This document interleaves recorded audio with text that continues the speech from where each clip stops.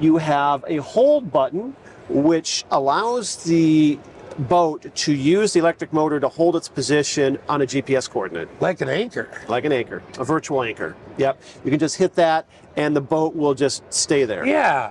You typically see this on bigger horsepower. Yeah. That's an interesting option to have at 60 horsepower. To bring it down from 40, 50, 60-foot vessels down to this size, I mean, that's a first.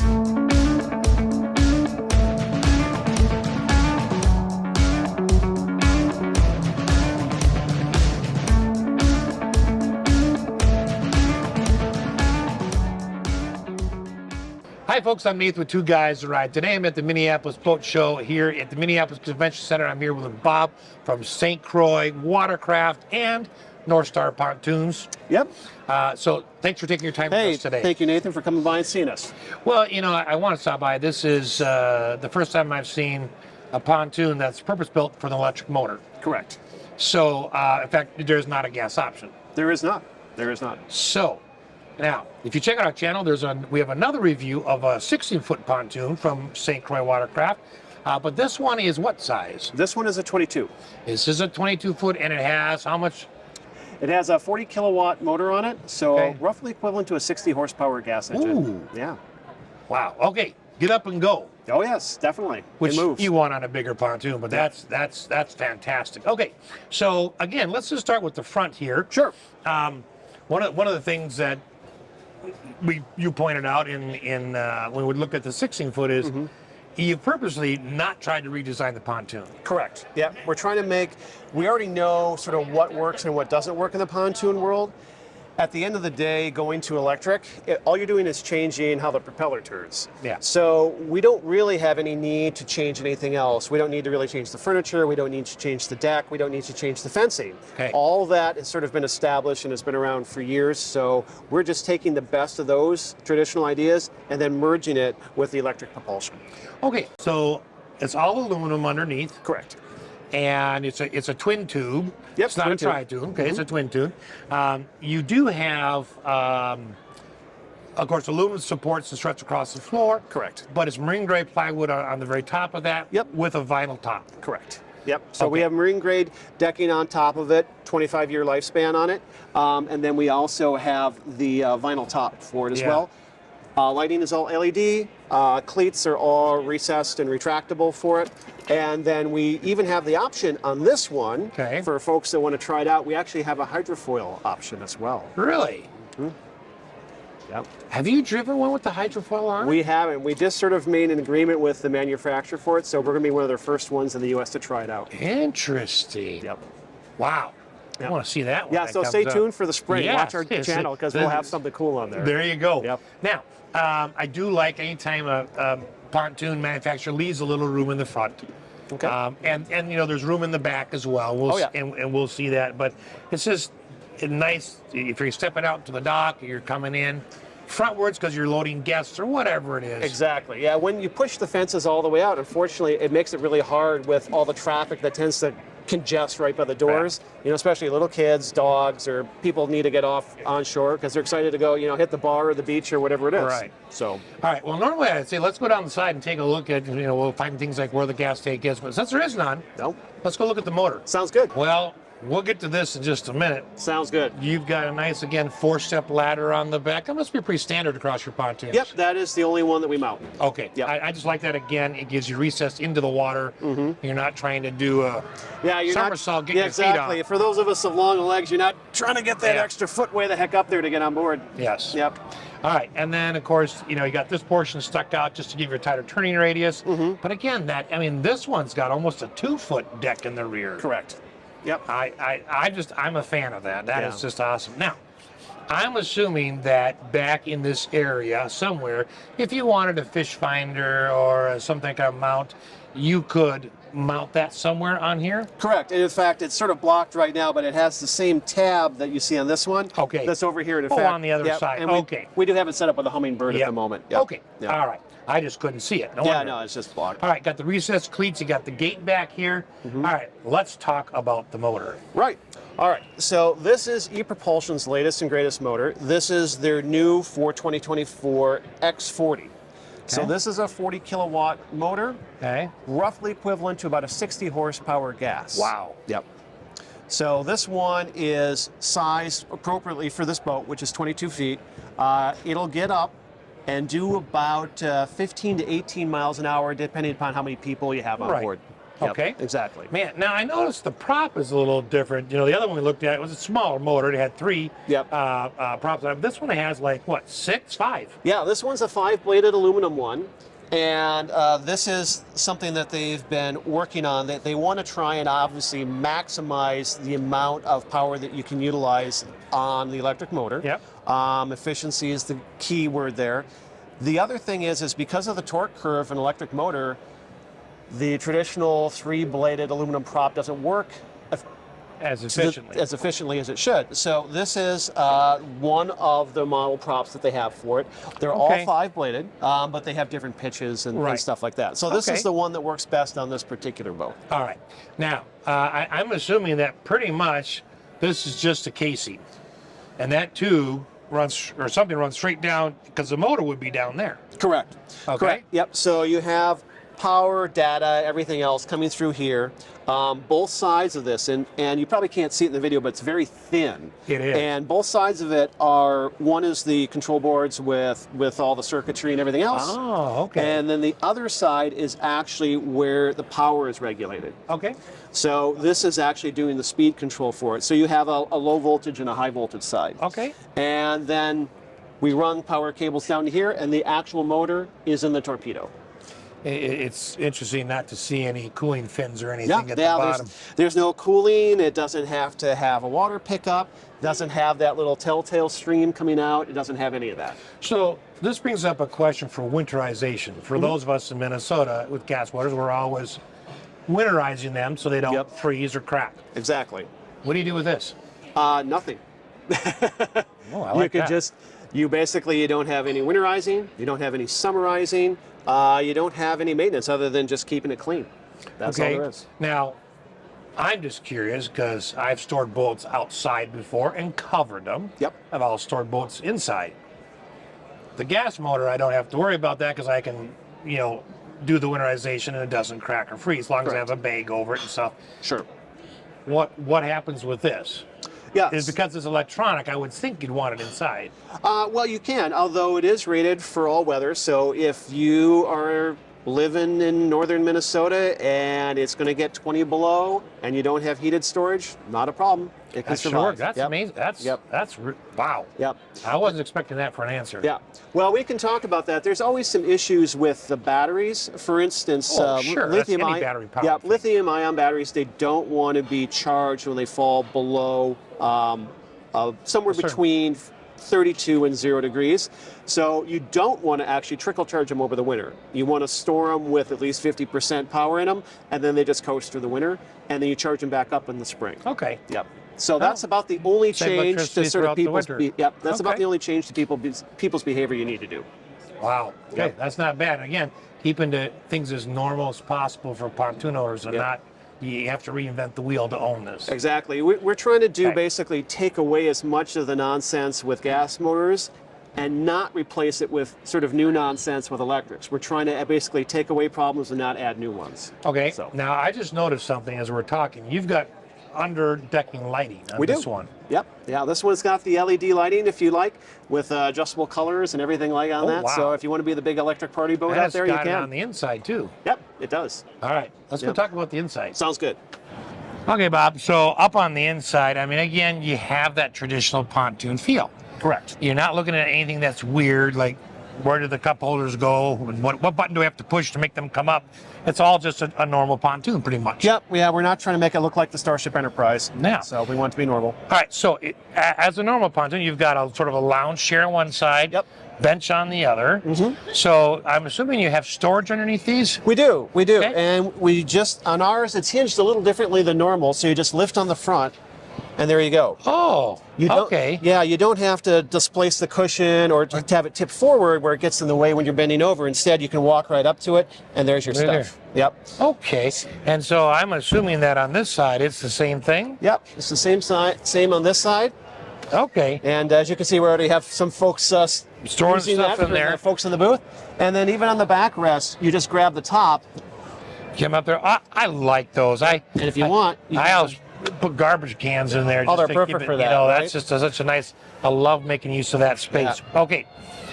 It's got vinyl weaved vinyl look flooring. Correct. Okay, but it's actually just vinyl. It's just- like a print. I mean, it's Exactly. you have that it's just- feel. If you're barefoot, you're going to have that little textured feel, but Yep. it's not actually. No one's weaving it together. No one's Right. doing that in a factory somewhere. But so- then it's seamless, right? And Correct. it's a one piece from end to end. Yep. There's no seams. Yep, no seams anywhere on the boat. It's a single sheet for the entire vessel. Okay, and you got 2 cup holders up here. Again, you've got a large sized, I'm assuming probably about a 34-inch door. Correct. Okay. Yep. And if they needed it to be 36, We can make it that wide. You can make it that. So okay. All right. So back here we've got 2 helms. Correct. So let's talk about this because you got some interesting things in here. First of all, it's large. It's very large. I mean, actually, I think they're the same size. They are. They're identical.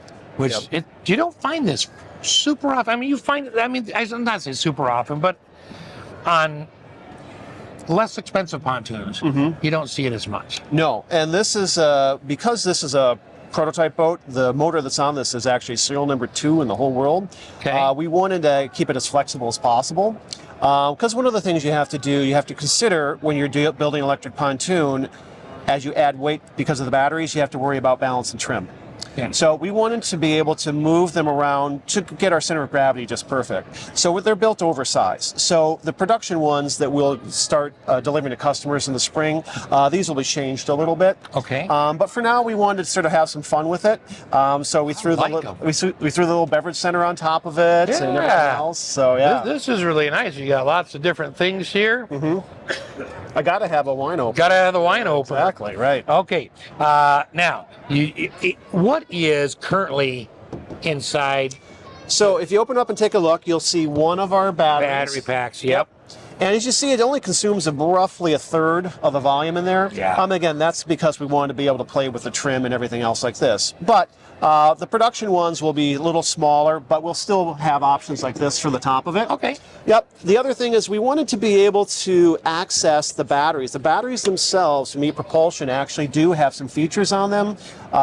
It's all repeated at the helm, but in case there was an issue, we wanted to be able to Reach in and get reach in and grab it, including, Okay. including the on and off switch for it. Okay. Now, I did notice that right down here in the bottom corner, there's a traditional lead acid battery. What is that for? Well, it's a box from a lead acid battery, but it's actually another lithium ion battery in it. Oh, okay. Yeah. So what does that do? All like the extra LED lighting and that kind Correct. of stuff? Yeah, Oh, we still need the system that's for the outboard is 100 volts. Yeah. And we have 2 choices. We can either have a voltage converter inside to step down to 12 volts, or we can power it individually. Propulsion offers you the option either way, but because we know that we're going to be putting lights on it, we're going to be putting some fish finders and big stereo on it, we decided, you know what, we're just going to go the sort of the backup route, and we're going to have batteries on board. and this is what you would typically see on any other gas-powered pontoon. Exactly. This is a second battery. Exactly. So it's not lead acid; it's another lithium-ion battery Yep. running the accessories. Okay. You do have looks like another like a cubby hole. Yep, we got a little cup holder. I mean, not cup holder. Little glove glove box. box. Yep, little Okay. glove box there. A couple of outlets for 12 volt and for USB powered stuff. Okay, and these are all USB A's. Yep. Okay. Yep. And if you want C's, we've got C's. If you want lightning, we've got lightning. We can. Oh, really? You want can to. custom that. That's Yep. really nice. Yeah. Okay. Yep. Now over here, you've got basically access to the rest of the stuff that's Yep. under here. And that's where the second battery is also housed. Okay. Yep. So there's actually 4 batteries on board this boat, and there's 2 up in the helm and 2 up in the rear. Okay. So, all right.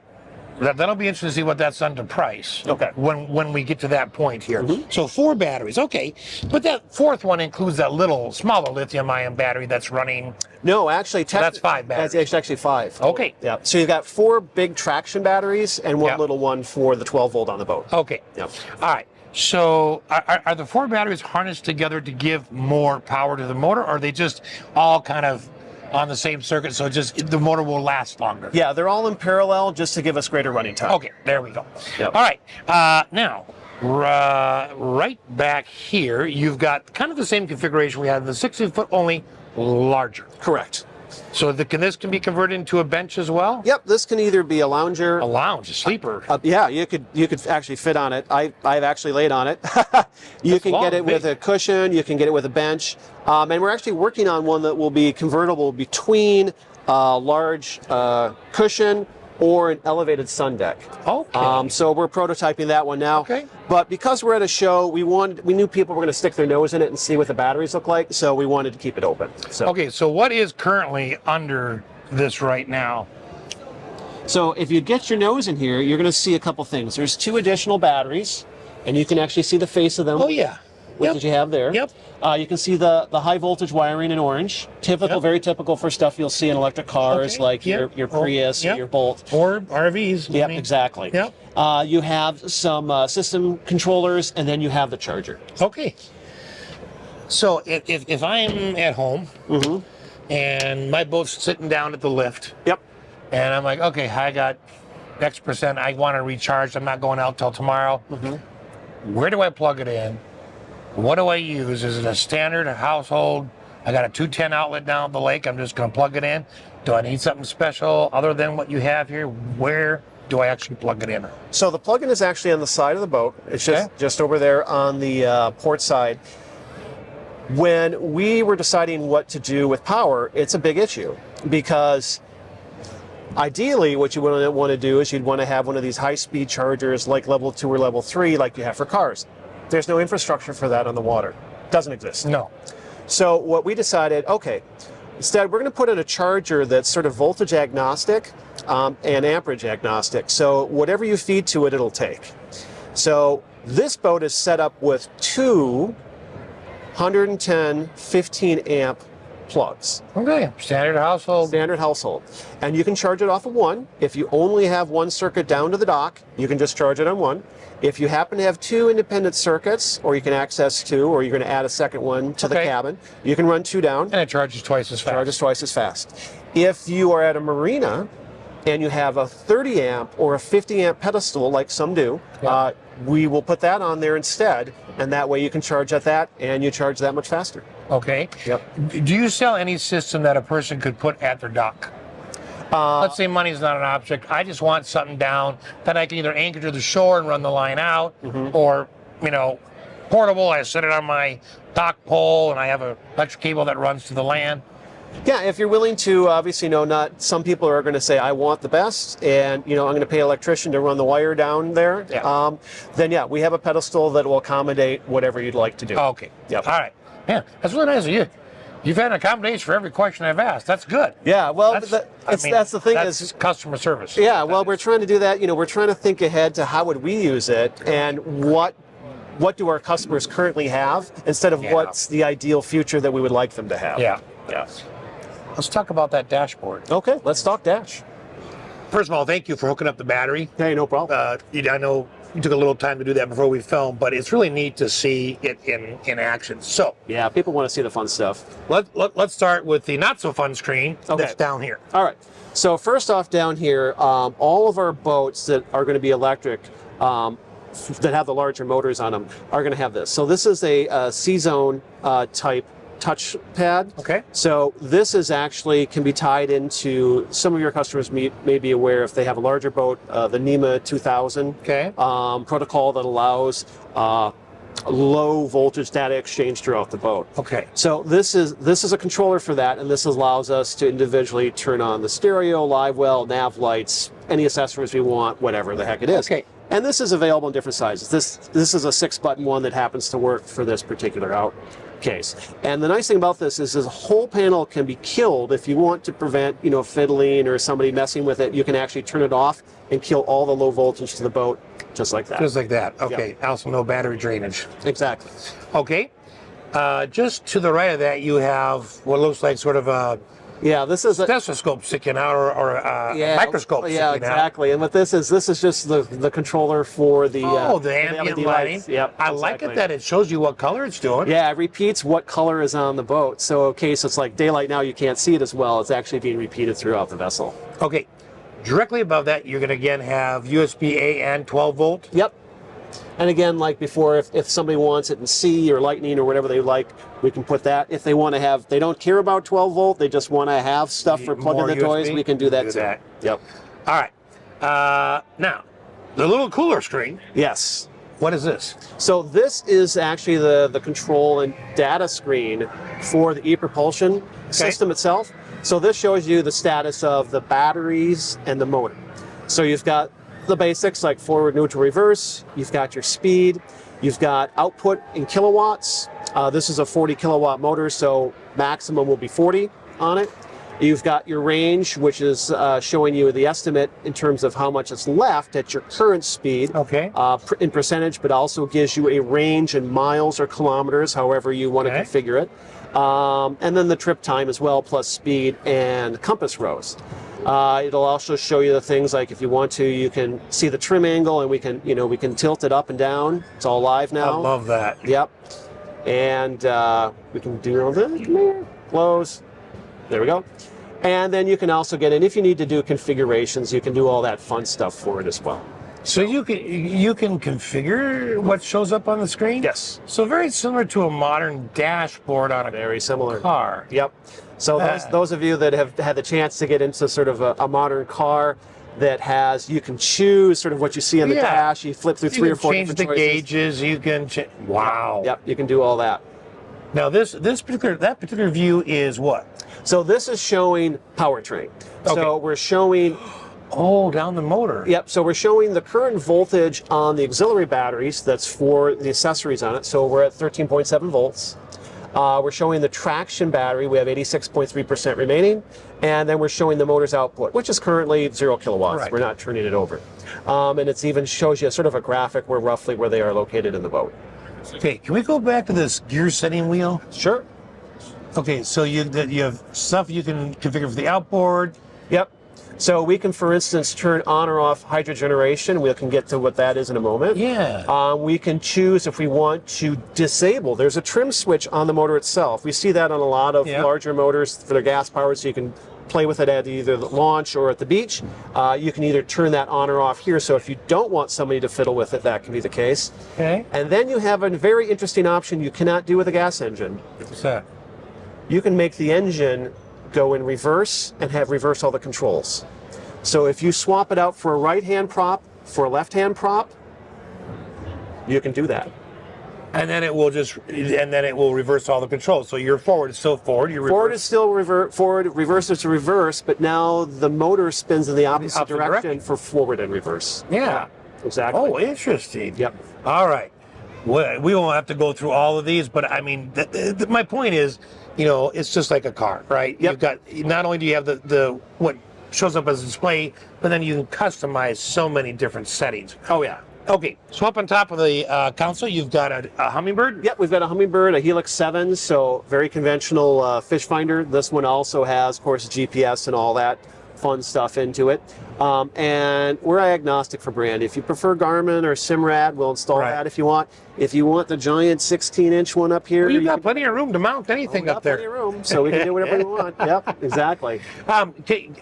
Just a quick question. I love the cup holders, and I know this is, not the finished design completely here, but can you get a windshield if you wanted? You can, and in fact, what the production ones are actually going to come with standard with a windshield. Okay. And we'll offer removing it as a delete. Right. Yep. Okay. Yep. So over on the right-hand side of the steering wheel, you have your traditional Bluetooth stereo you see in a boat. Exactly. Yeah, you've seen 100 different times. Exactly. Yep. All right. And then to the right of that, you've got throttle. You've got a couple of buttons up there. What are they? We do. So right here on the throttle itself, in the traditional position, we have the trim. So up and down. And then you have power. You can enable the whole system here. Okay. You have a dead man switch here that's magnetic that clips to you. You have a hold button, which allows the boat to use the electric motor to hold its position on a GPS coordinate. Like an anchor. Like an anchor, a virtual anchor. Yep. You can just hit that and the boat will just stay there. Yeah. Okay. So you typically see this on bigger horsepower That's an interesting option to have at 60 horsepower. To bring it down from 40, 50, 60-foot vessels down to this size, I mean, that's a first. You just don't see that. No, Yeah. that's way cool. Okay, and then what's the top button? So the other thing is the dock. Rocket launchers. Rocket launchers, right, exactly. Yeah, you can reprogram that if you want. No. But for the dock button, which is the top one, the one thing, of course, with electric motors is we all hear about all the time with the cars about how just god-awful intense their initial thrust is, right? Or hit the throttle on your electric car and it just takes off. Right. It's got massive torque. No different with this. Right. So when you are maneuvering at the dock, the motor, even if you have the finest hand control, it's very difficult to get small changes in thrust. So when you hit the dock button, it then cuts it down to a level that you program for the dock thrust. Yeah, that's neat. I was wondering about that because on higher horsepower motors, yep, you know, like those 425s, 450s, you get the same choice because they're so even with all that engine. But even with a small motor, because it's electric, you have all that torque. So yeah, with 5 blades and a 40 kilowatt motor, the torque is instantaneous and massive. So we've found in testing that it was actually difficult to dock well. So it is actually user adjustable. So you can set it anywhere between, I think, 5 and 95% of what the main throttle is. Okay. So once we program it typically at 50% or 30%, and then the customer can change it from there whatever they want. Wow, that's neat. All right. Now, you do have legroom underneath the center console, of course, to put your feet underneath there if you want. Let's talk about the driver and passenger seats. I think they're identical in function. They are. They are. So these are going to be sort of your standard sort of mid-level market captain's chairs. So you've got the adjustable and removable armrests, and of course you can lock the swivel. You can slide it fore and aft. We do have options for air ride or for whatever you'd like to do. Yep. Okay. So that brings me, Bob, to a couple of last questions. First of all, availability. If I wanted to order this, what's my wait time? So your wait time right now is going to be June or July of this year. Okay. Although this is a prototype, we do have additional motors and powertrains arriving, and they're expected to arrive sometime late in the spring. And we need roughly a 30-day lead time to build the boat. So we're thinking probably most deliveries are going to start occurring June the 1st to probably the end of June. And it's worth pointing out here that this is sort of a collaboration between NorthStar Pontoons and St. Croix WaterCraft. Correct. They provide the pontoon built to your specs. Correct. And then you make any modifications that need to be made once they arrive at the shop? Or do they actually make them there? No, they do everything. So we contract with them to do all the modifications and custom build. Okay. And so they've been great partners to work with. They've been very accommodating and very flexible, and we have free access to their facility, so we can come in and inspect our work anytime we want. Okay. Yep. Which is important when you're dealing with a partner. Oh, yes, very much so. And I will just briefly mention that, again, you can have these covered in vinyl. Yep. If you want.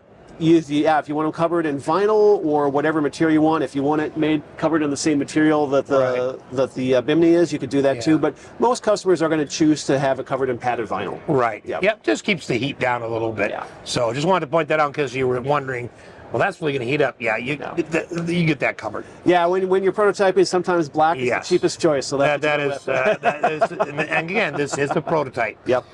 So what about warranty? Warranty is going to be the same for any of their other boats. So warranty is going to be 5 years, stem to stern, with the exception of the deck and the decking on the deck, and that is 25 years. Okay, and that's the marine grade plywood plus the vinyl top. Plus the vinyl top, plus of course the aluminum substructures. Okay, all right, 25 years. Yep. Wow. We know we've got 4 batteries that power the motor. We've got 1 extra battery that does all the extras. Yep. So you're not taking away from your power reserve for the motor. And we're running a much bigger motor. So what is the price as equipped on here? The price of the boat, as you see here, and it's going to be sold complete. So we're looking boat, motor, trailer, charger, all your accessories, anchors, lines, everything else, $70,000. Okay. Yep. All right. Well, I'll tell you what, Bob, thank you so much for taking us through, both of these pontoons and this one just now. It's just amazing. It's the first time I've seen a pontoon purposely built for electric motors. In fact, gas is not an option. Nope, for not this. even an option. So, wow. Bob, thanks again. Nathan, thank you so much. Appreciate it. You bet. And thanks for watching.